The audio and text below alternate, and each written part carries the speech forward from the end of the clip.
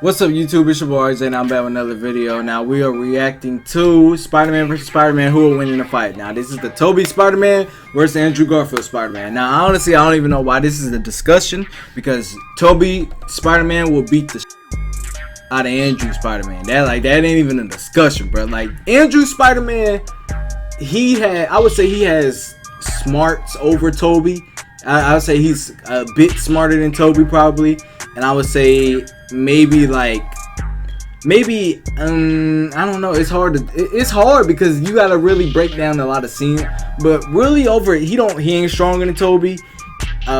Speed, I would still say Tobey's faster. And I don't see how Andrew would. I don't see how Andrew would win. Honestly, he's not. Like, so to me, Tobey Spider-Man for the win. Like, just imagine Tobey Spider-Man, bruh, in Civil War, instead of not to say Tom Holland ain't crap, but just imagine like Tobey Spider-Man in Civil War and Tobey Spider-Man fighting Chris Evans' Cap. Chris Evans would get destroyed, bro. Like Tobey Spider-Man was throwing hands at Doc Ock, like he was just like kicking and throwing hands and stuff. Andrew wasn't throwing hands at that lizard, he was just like, bruh, come on now. So I don't expect Andrew's Spider-Man to win. You feel me? Tobey Spider-Man would single-handedly take out the previous Spider-Man, Tom Holland, and Andrew Garfield's. Well, maybe I don't know. Tom Holland, that might be a draw, but we'll just see. 3, 2, 1.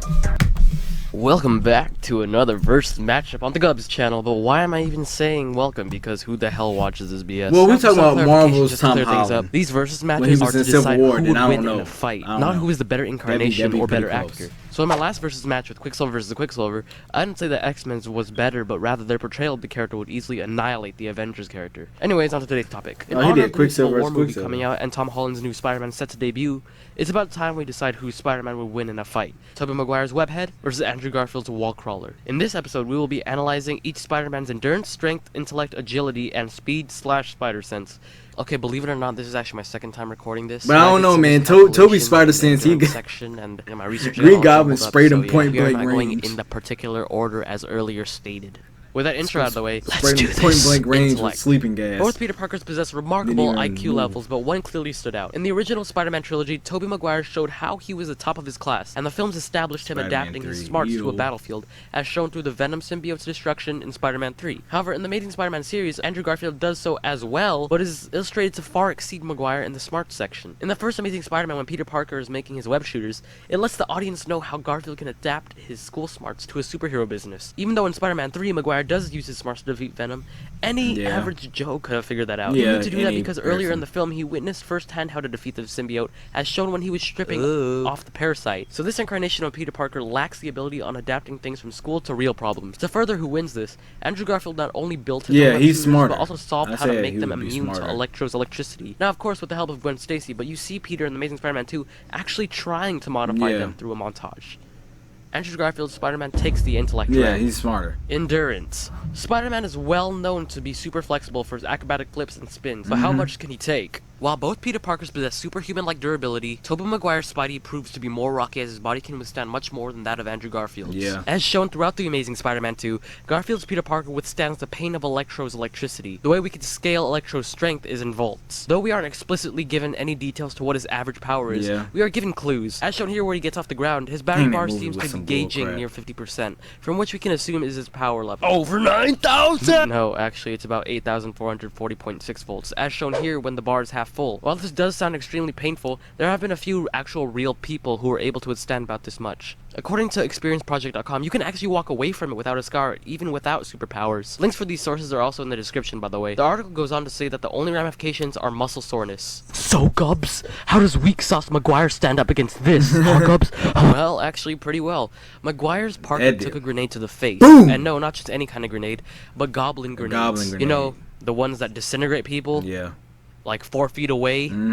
Let alone 4 inches? Nah, that probably isn't the same one, right?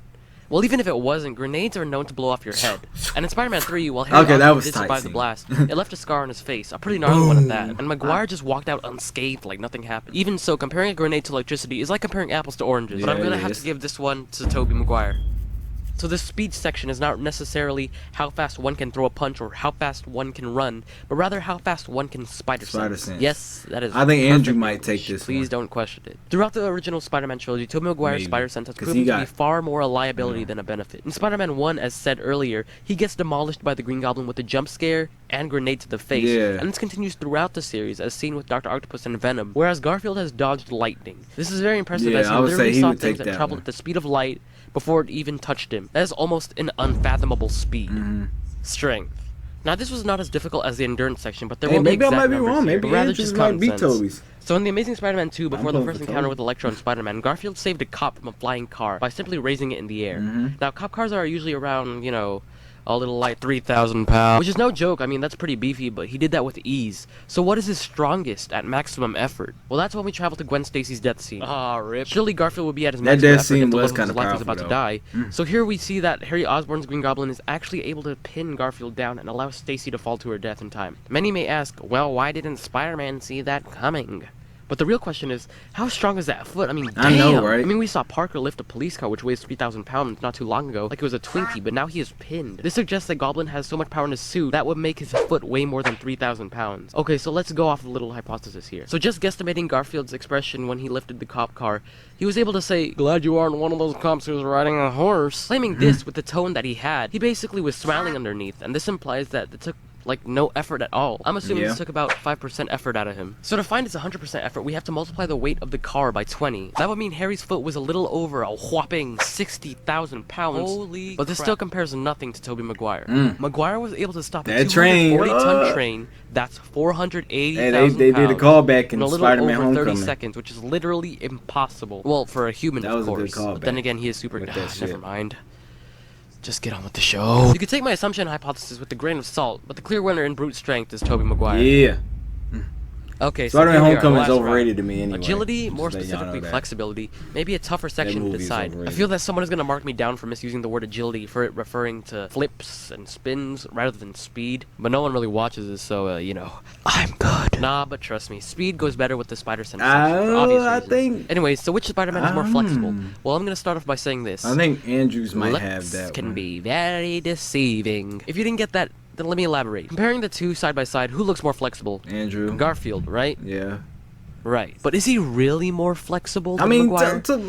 Not so much. In The Amazing Spider-Man, we see Garfield move like a spider when he is covering the lizard with webs. Yeah. Pretty agile. Yet when he is swinging from building to building, he is easily shot with a tranquilizer in midair. Yeah. So Gubz, not even Spider-Man can do flips or change directions while in midair. So Gubz, well, that's where you're wrong, sonny boy. In Spider-Man 2, Tobey Maguire easily proves this point wrong in the awesome train scene. Never mind. He bobs and weaves Octavius through action. That was a tight fight, man. That fight was... ducking, if that's what you call that one move. And that midair maneuver, yep, he does it when he dives through a roofed bridge.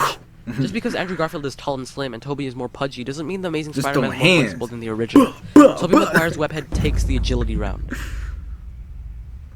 And here's a checklist / chart. Hey, Tobey! 3 out of 2. Close match. But Tobey Maguire's Spider-Man beats Andrew Garfield's Spider-Man in this versus matchup. I knew it. Thank you guys so much for watching, and as always, I'll see you in the next video. Tobey. Right, love you, bye. My boy Tobey. I knew it. I knew Tobey would beat the crap out of Andrew as Spider-Man. Like, come on, man. Like, I would have loved to seen Tobey versus Tom Holland's, not the Homecoming version, because I'm like I said, Homecoming is overrated. I don't like. I mean, Homecoming it's a good movie, but I think it's overrated. I think it gets worse and worse as time goes by. But I would have loved to seen Tobey Spider-Man versus the Civil War, Infinity War version of Spider-Man, Tom Holland Spider-Man, instead of the Homecoming one. Now that would have been interesting. That would have been very interesting. But yeah, man, I knew Tobey was gonna come out on top, man. My boy Tobey, like, come on, bro. And he ain't afraid to throw hands. Like I said, bro. So like Andrew, bro, he was having trouble with that lizard, my dude. If Tobey was going against that lizard, bro, that lizard would be done in like 5 minutes, bro. He would have put hands on that lizard, laid him out, and been done with it, bro. To be honest with you, so I knew Tobey was gonna come out on top with this one. You feel me? But leave a like, enjoy this video, make sure you subscribe button. If you do, it's your boy RJ. I'm out. 100 been dropped on the head of any nigga wanted, man. Pop me as any, I'm fast on so faster than Sunny, man. True to man, true to my nigga, true religion, Buddha, man.